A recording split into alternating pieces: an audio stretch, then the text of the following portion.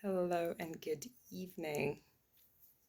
I feel like a news anchor. I was actually going to say in news making headlines. I've been listening to Michael Bublé today because, in typical Christmas fashion, SDA as I may be, it is the season to listen to Michael Bublé. So I was listening to him in the morning, and my friends have traveled, those who are traveling home, and life is lifing. I mean, not in the oh my god, life is horrible.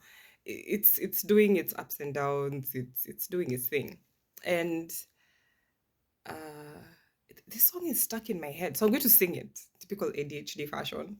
Y'all are used to my shenanigans at this point, and if I can shenani once, I can shenan again.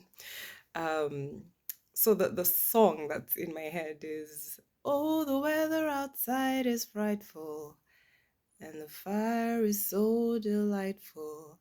And if you've got no place to go, let it snow, let it snow, let it snow." I'm laughing while I say this because it's not snowing and I'm so happy. um, so Eva, sit still because every time I say something about being grateful, I think of her because she and I have been friends for a couple of years, and it's been an absolute delight to watch myself and her transform like as separate entities, and just how like our friendship has just grown and developed and whatnot. And she's not the only one. I've been thinking about this holiday. Like, I have, like, in typical woman fashion, there are WhatsApp groups. And I don't know, I guess African woman in particular. Um, I just found my salad bowl under my bed. Like,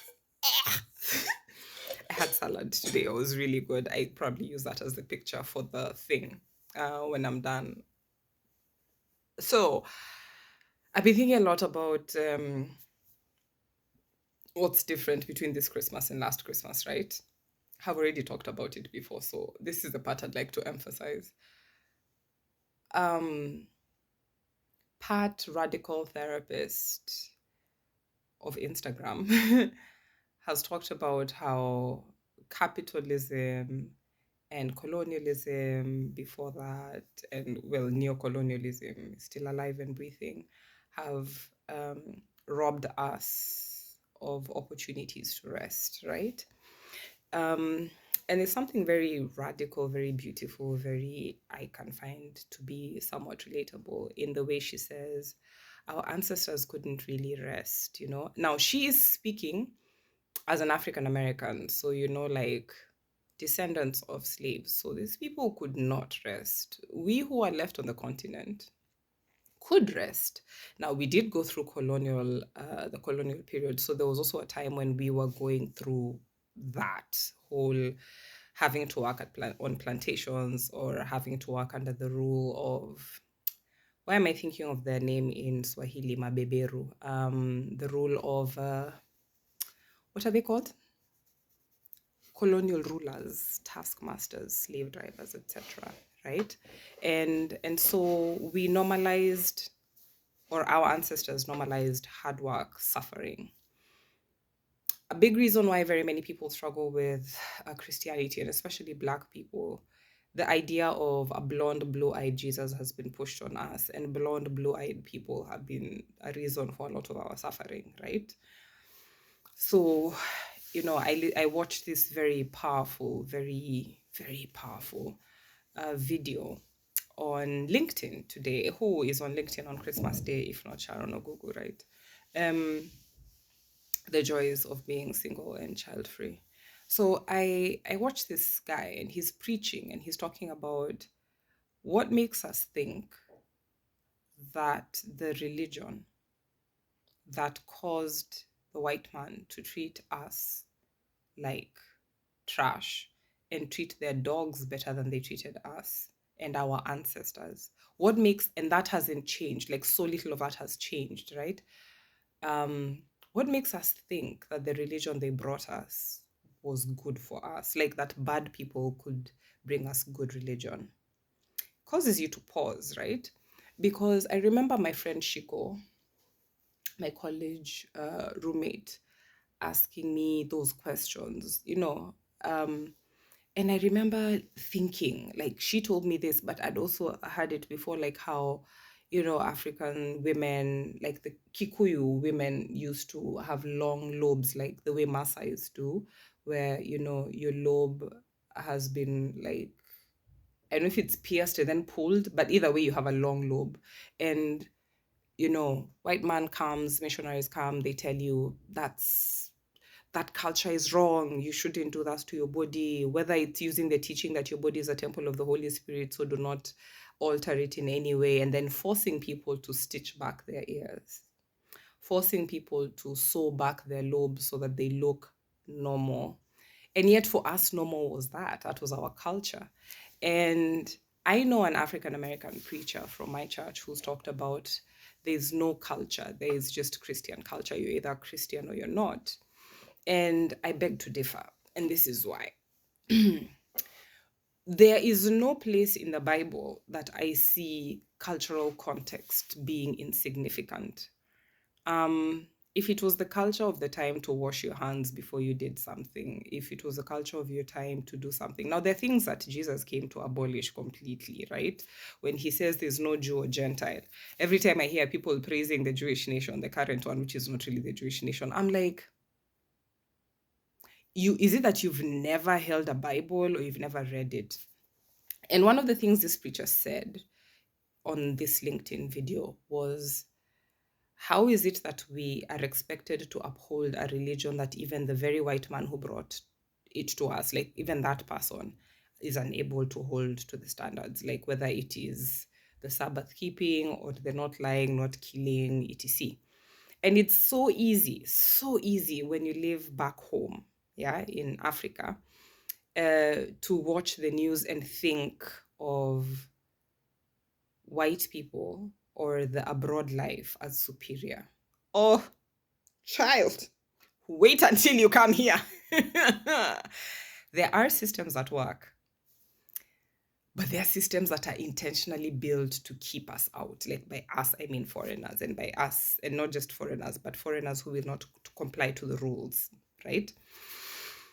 So, examples: healthcare. Yeah, there's social what do you call it? Social welfare. There's welfare. So, for instance, if you're a citizen of this country, Germany, and you're out of work, you're entitled to welfare.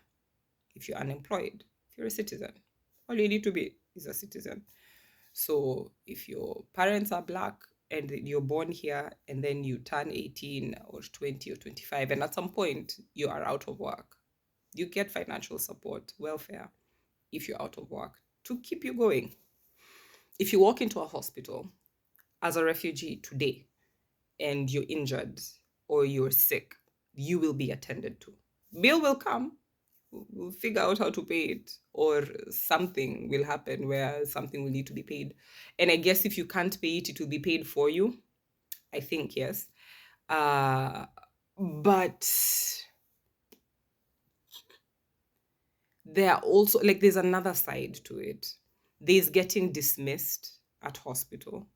And that has happened to me, where I literally categorically told a doctor, I want the implant in my arm removed. He did other tests. He was like, I could put you on the pill so that you're not bleeding heavily. And I'm like, look, I'm a raging maniac on this thing. I'm usually a very tempered person, even without the yoga. I am angry, I'm irritable. It's this thing in my arm, get it out. That for him was not enough reason for me to take out my implant. This is classic, you telling a doctor what you need, what is bothering you, and they are refusing to listen to you.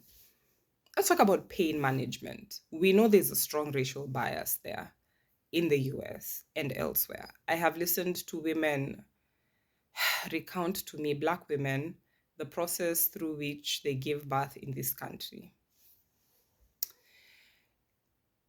And I am angry because these are stories you read about.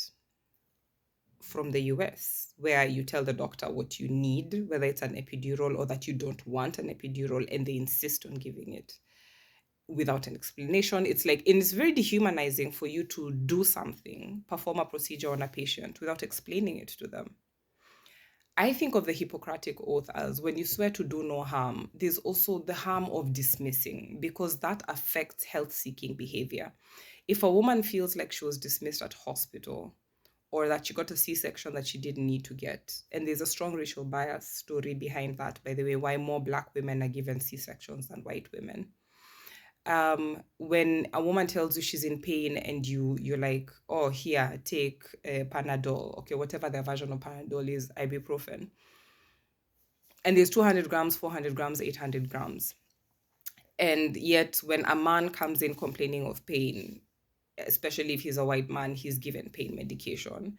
And, or not as much investigation is carried out into a man's request for pain medication or pain management, assistance with pain management, as a woman. Why? Because there's an assumption that, oh, you guys deal with period pain anyway. And now that research has proven that period pain can be as painful or as painful as a heart attack, we really had to put it in the context of what a man would understand. And we had to get simulators to put on men's abdomen so that they know what we go through every month. And even from a pain level 1 of 10, men can barely handle it. They're like, how do you go through this every month? And we still have people say it's just a period, right? We still have people who dismiss your period pain as nothing, even with endometriosis and adenomyosis and polycystic ovarian syndrome and cysts and.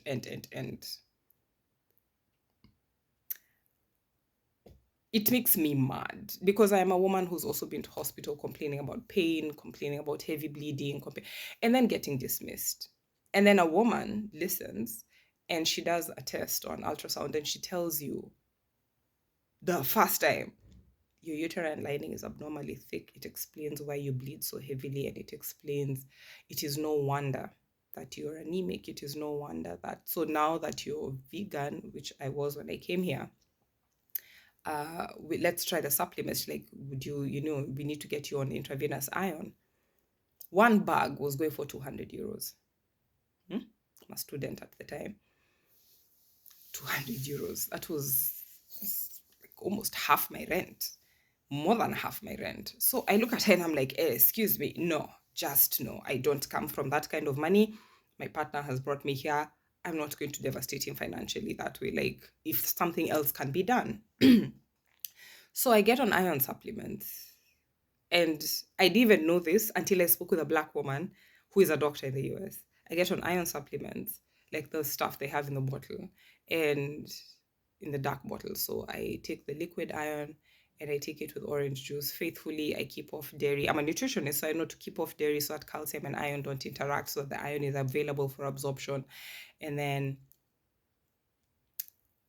after a month or so, my hemoglobin moves from 8.1 to 8.2. And she says, you can't continue like this, because I had dizzy spells. I was tired all the time. I couldn't tell whether it was depression / seasonal affective disorder / winter blues, or just depression, because I was also dealing with unboxing trauma, or whether it was anemia, or whether it was vitamin D deficiency, which mimics the symptoms of depression, the fatigue, just feeling out of it, right? I couldn't tell. And yet it took me a long time to just do my own investigation, speak with other healthcare providers, and that is exhausting.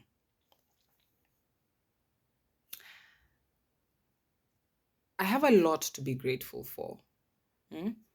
Because, of course, when you complain about a first world country or a global minority country like Germany, one, you already have survivor's remorse because you're one of the few Kenyans who's been able to leave Kenya just on the brink of an economic collapse and the dictatorial president. Because quite frankly, when people start going missing and continue to go missing, even at the hands of police officers or whoever else is in plain clothes, collecting children from their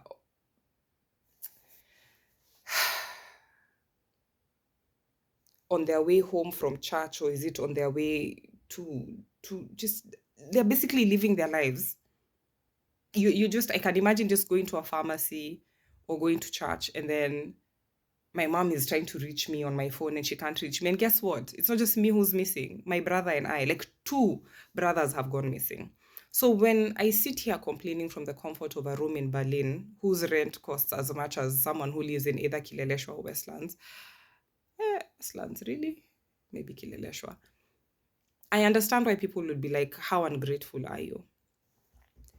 But this isn't a struggle comparison. This is stating the facts. Like, ka ukijua, like, know what you're getting into. Very few people understand that when you come here, you could as well just be a doctor, a surgeon, a neurosurgeon, and you will stack shelves at DHL or Amazon or little a supermarket, or Reve, another supermarket, or like you will work at a supermarket with a medical degree and practice. You will teach at a school. If you qualify, if your language is at C1, C2, you will. and yes, you could practice as a pharmacist, or you could, but then you will clean apartments and hotel rooms. You'll babysit. You will cat sit. You will work as a kitchen helper, as a whole doctor, right? And not just as a doctor who has years of clinical practice. Like, you've actually worked in the field, you performed surgery, you have removed cataracts from people's eyes. It is humbling, and unnecessarily so.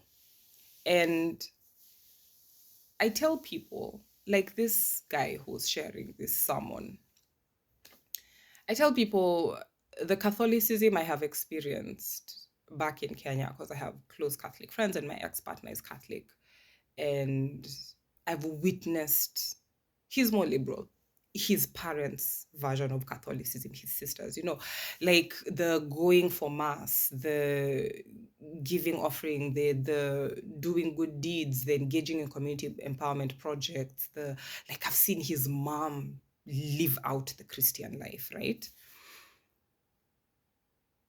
I've seen them go take food to people who needed food. These are my ex's parents, right? And that's a big reason why, by the way, a big factor why I looked at this family the first time I went there at the age of 23, and I was like, yeah, this is the kind of Christianity I want. Not the one for books, like the practical one, the engaging with the people, the selling water cheaply in your community. That's the kind I want.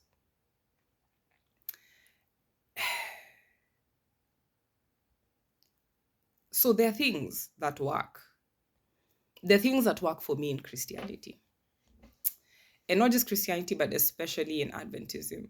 For me, first of all, the fact that our prophet is a woman. Niggas ain't gonna tell me nothing. The fact that God looked upon the earth and he thought, who should bear, who should carry in their body my child? Because Jesus is equally God, equally man, right? Like half and half, but 100% of each. He's called the Son of Man. And he thought, a woman, a brown woman. That gives me joy. The fact that Ellen White, when confronted with the issue of Black people, said there shouldn't be intermarriages and between Black and white. And that wasn't racist, I will explain. She was talking about, she later spoke on how it would be disadvantageous to the children. Look at how we treat interracial kids, and look at some of the stuff they struggle with. The not feeling Black enough for Black people or white at all because they're classed as Black, right? Or person of color. And then she also, there's a famous phrase, and my mom used to tell me this phrase. She's like, if we claim that they are a certain way, like rough around the edges, is it not because we have made them so? She was basically saying, we white people have messed up Black people. So if they're aggravated towards us, it's on us as white people. The fact that this woman lived in the 1844 when our church was founded, that era, to I think she died in 1915, and she acknowledged these things. I mean, Adventist for life. And the fact that Adventism encourages people to eat actual food, food that I understand to be food as an African, not the sugar soaked nonsense and ginger, not ginger. Ginger is bay. Yo, I'm literally taking ginger tea. The sugar infused fruit and sugar infused, like cakes and stuff like that.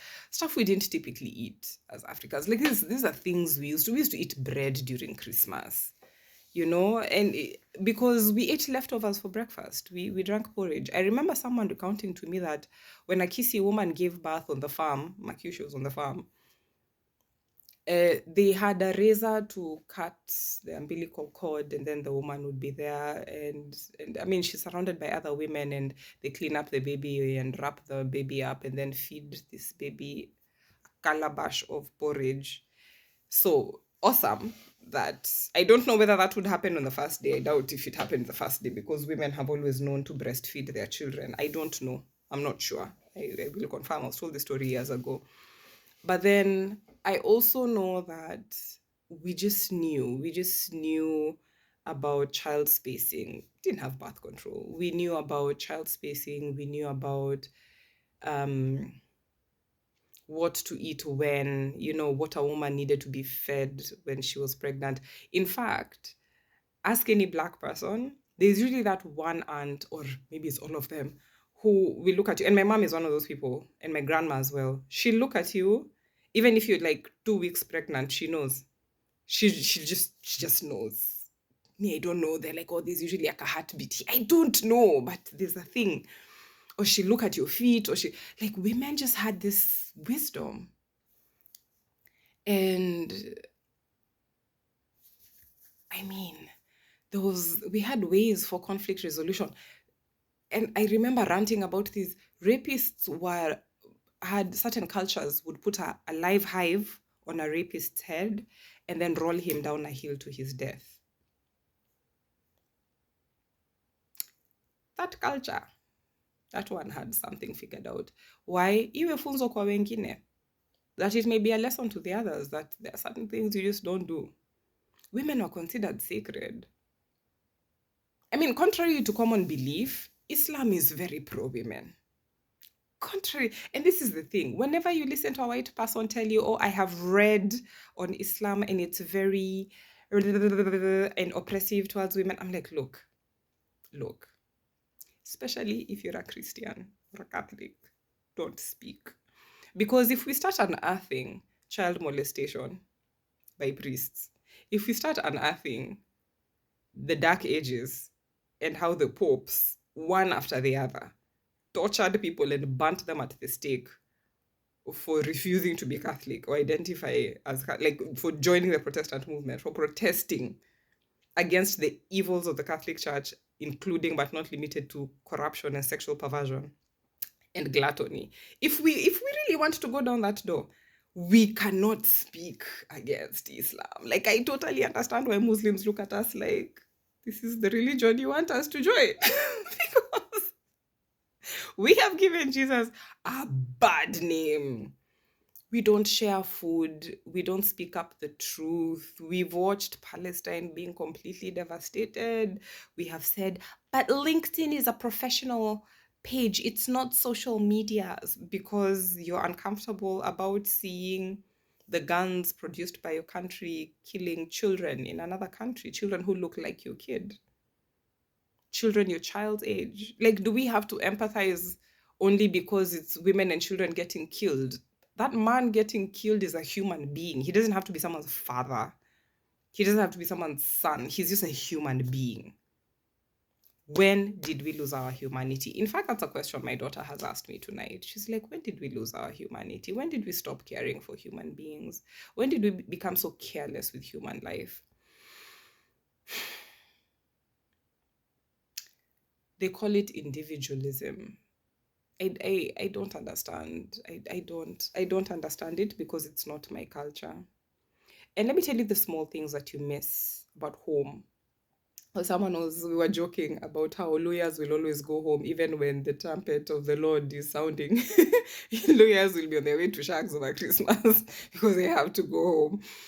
And she's lawyer. And we talk about how Shags was, and I can't quite relate. I didn't really go to the village as a child.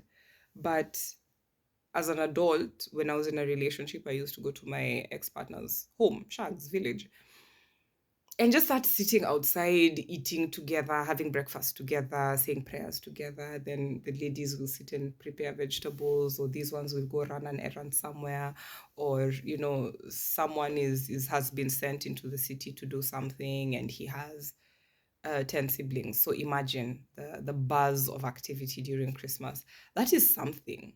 That's not an energy you get over.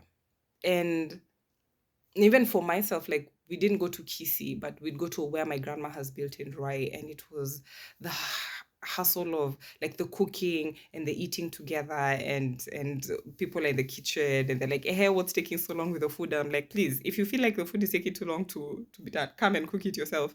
And like, cooking with your uncles and your aunts and eating together and just enjoying a variety of foods and oh my god, vegetables. This country doesn't have vegetables.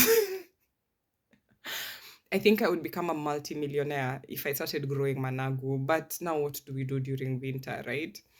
But yeah, like, I eat the capsicums here and I'm like, ugh. The hoho back home, the capsicum, the green one particularly, is bitter. Like, it has a taste. And it's flavorful. You cook meat with it and you're like, this is it. And those are the things you miss. Those are the things you miss. You miss that. And that's one of the things I've been thinking about. I have this fantasy about what Kenya is, and is it really that? I mean, also, I am grateful that I came home today to rest. I don't have a dishwasher yet, but I will not continue like this. This washing of dishes, I hate doing dishes. I hate doing dishes. And because I hate doing dishes, and I'm surrounded by people who are in construction work, I am going to get a dishwasher soon. I will no sooner get I know it's not my house, but I will no sooner get a dishwasher and tell my landlord, look, I'm getting a dishwasher for this house and I'm getting a new oven. Because fingers crossed that when my housemate moves out in April, the person moving in is a baker. Fingers crossed that he and I, tuchochane, I go like, dude, this oven is useless, right? And he says yes, and then we get like a proper oven. I will invest in that because it is my happiness. You guys, do you know how much I love cooking? Have you noticed that I love cooking? And I cook for people, it's a love language, but I love cooking for myself as well. Why do you think Black Friday came and the first thing I was buying was an air fryer? Do you know the quality? Do you know what it's like to bake potatoes without oil? And then to throw them into a salad, and man, me food makes me happy. I know it's not managu and I have one bag of managu left, but my aunt has brought managu from Kenya and I am going to her house in January when I'm done doing these cleaning jobs and babysitting. I haven't started the babysitting gigs yet. When I start those gigs, eh, eh, you wait. I can't wait. I can't wait to go cook with my aunt and eat. And she's brought me beans from Kenya. The Lord be praised. And if it's not safe for me to travel to Kenya, because I'm always saying Ruto must go, and I actually thought I thought this was coming to an end, but clearly he's going to abduct all of us.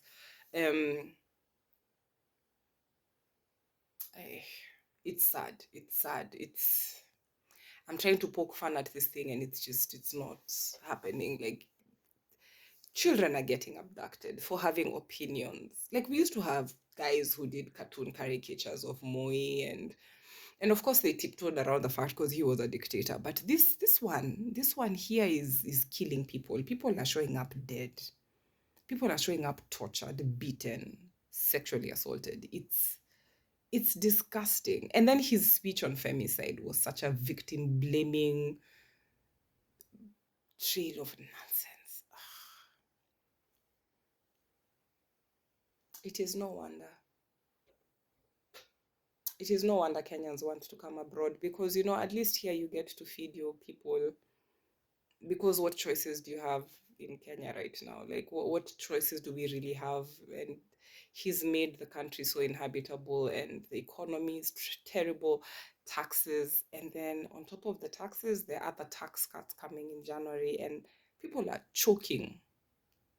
People, and like, as someone in public health, particularly interested in mental health and well-being, trained as a nutritionist in Kenya, has worked in some desperate remote communities where people are starving. There's food insecurity. Like when you slash 10,000 shillings, 100 plus euros. No, 10,000, 100 euros is roughly 14, 15.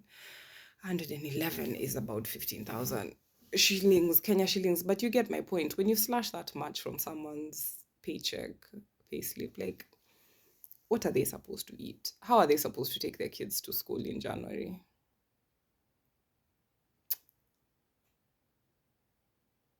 I mean, on the one hand, I'm like, yeah, revolution, but no, I really don't. I really don't want a revolution because we've buried children. If he was just killing folks, it would still be wrong. But the fact that the people getting abducted are kids my kids' age, kids in their 20s, people shot in the streets, just. So here I was excited, like, oh my gosh, I want to go back home, I want to go to Kenya. And then I'm like, because my aunt has actually asked me, you and the feminism, and you have a big mouth. Like, just, I know how to keep quiet, but then lately it's become harder to do. Mm-mm.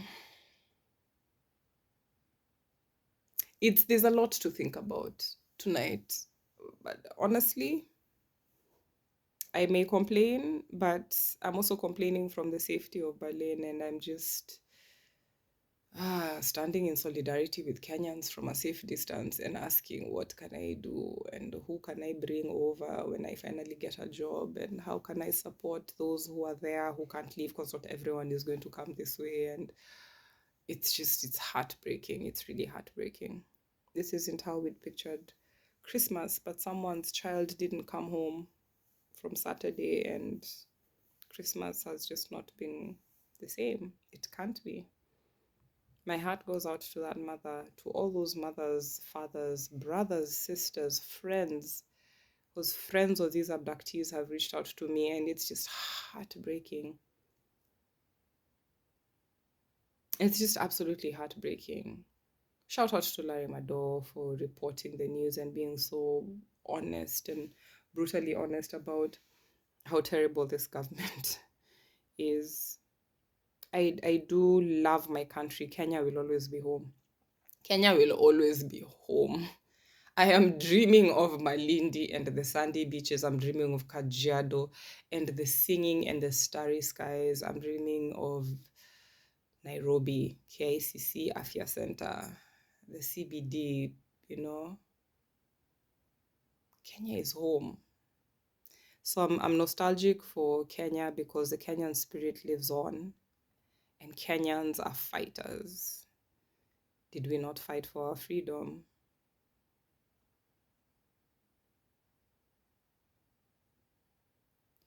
This is what I keep thinking. Human beings are very quick to forget that that God isn't just a figment of our imagination, as some people will think. I believe otherwise. There's judgment that's coming, yes. But the one thing that I am really, really looking forward to is the hints of God's existence that will start coming to people. When God says, he who destroys the earth will I destroy. And when God says, vengeance is mine, there's no way you've made women cry over the bodies of their children Those tears don't go in vain. This same God who says, do not despise the wife of your youth, and he says, husbands, do not, like, it's not embitter, but that's the word, your wives, don't break their hearts so that your prayers are not hindered, and that's in the New Testament. That same God, these politicians who have taken any part in the harming of these young people and have caused people in their old age to bury their own children, to be worried over their own children, to fast and pray over their kids. Let me tell you something. When God decides to come for you,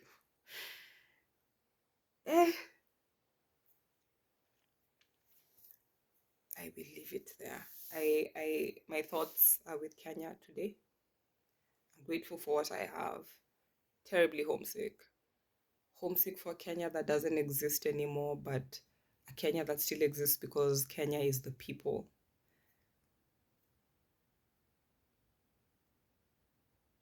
United we stand. People forget Moi died. People forget Moi left power. People forget Jomo Kenyatta left, Uhuru Kenyatta left. Presidency isn't forever. Are you planning to kill everyone? People forget very quickly that they are mere mortals. Anything from an aneurysm to a throat infection could end someone's life. You could choke on your own food or your own saliva, or get drunk and sleep and not wake up.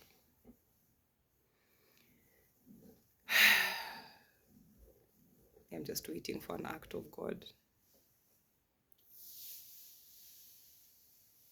The vengeance I want God to exact is the one where the ones left behind, the ones still terrorizing Kenyans who are left behind will be so terrified of the God of Kenya that they will stop doing half the nonsense they're doing. Just out of fear. Yeah. Yeah. When Maria Antoinette's head rolled,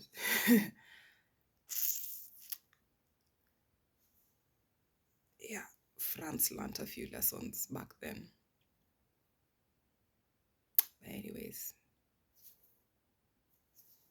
rooting for Kenya.